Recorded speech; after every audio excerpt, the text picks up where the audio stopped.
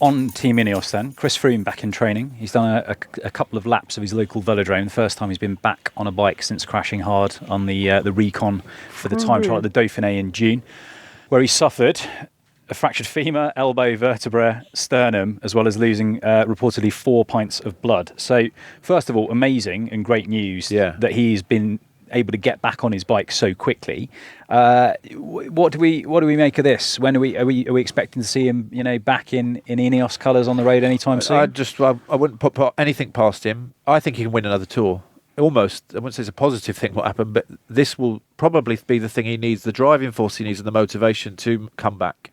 I mean, look at Valverde 2 years ago in that prologue. He had a smashed knee. And just over a year later, he's world champion again. And winning stages of the Vuelta. And we thought that was the end of his career and it is, I think with modern technology, the way riders come back, and we were talking about Luke Rowe earlier, where that was potentially career ending, wasn't it? It is, yeah. And I think riders seem to come back now from these things. It's another thing about teams as well, is that I said about Luke, if he was in another team, he wouldn't be where he is today, I don't think. Ineos is so good at finding everything the best.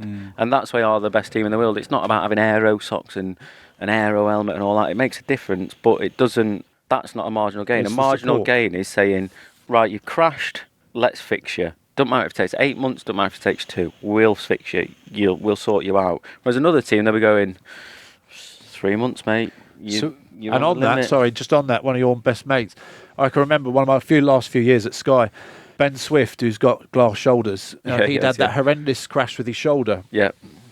I watched this guy for 2 or 3 weeks in Mallorca at the training camp, let alone the 4 months before that he'd done this, sitting on a turbo trainer for 3 hours in the morning, 3 hours in the afternoon, because he couldn't go out on the road. But the nature of Ineos is not, look, just get on it. We have sit 2 blokes with you and company, we're going to do this together. We'll send blokes to your home and that. It's not like... But this is like Ineos as well, with like Ian Stannard, Chris Lawless and Owain Doull. They all live within like 5k of my house. But he got that support, the physio and everything. It was like a family of support that he got through that. And that's what Ineos do now, those guys that I just mentioned. And then he crashed again. Through Mallorca on the descent, I think it was. Oh, bless him. But yeah, the Ineos at the moment, those 3 guys are coached by one bloke, and that one bloke doesn't live far away. So he'll come round every day to houses, make sure they're all right, doing the gym session. Yeah. He'll sit in and watch the gym session. They'll come out in the car, sit on the top of the bit. He won't take times, he won't make sure you're all right.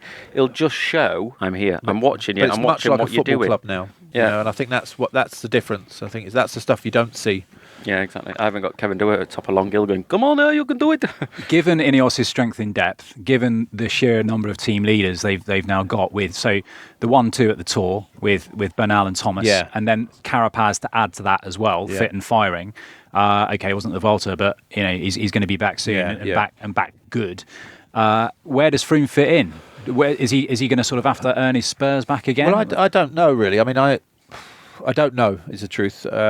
From when I was there, it may have changed. It was just whoever's up to the task can do the job. And I think there was some doubt about Geraint coming into the Tour this year, so they edged a lot of the bets on Bernal and that. And Geraint actually got stronger through the Tour and could have won the Tour. But I think you'd like to think that Froome's done enough for that team to earn the right to be given a certain amount of leadership.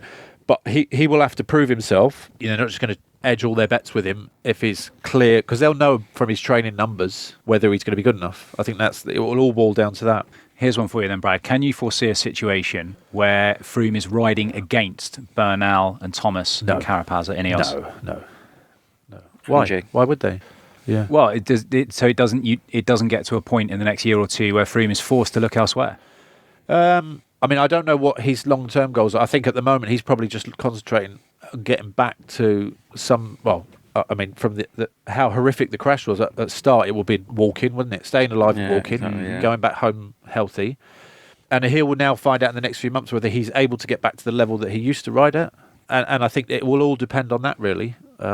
His goal may just to get back to racing and professional cycling. I mean, I guess they're taking it day by day. I mean, we can't look too far ahead and start thinking, he'll be back at the Tour next year in contention of winning. But, in the modern day of cycling, I wouldn't put anything past anyone. But if Froome did the Tour or any Grand Tour, he wouldn't be there to take part. He wouldn't want to. No. I don't think he'd want to. No, and I don't think the team would even let him do it. They'll only put him in a Grand Tour when he's ready to win it again. Yeah. That's my opinion of it. And but they'll know that from the numbers. Exactly, yeah. It's an elite. They'll put the best lineup up. That's, the end of the day. All right.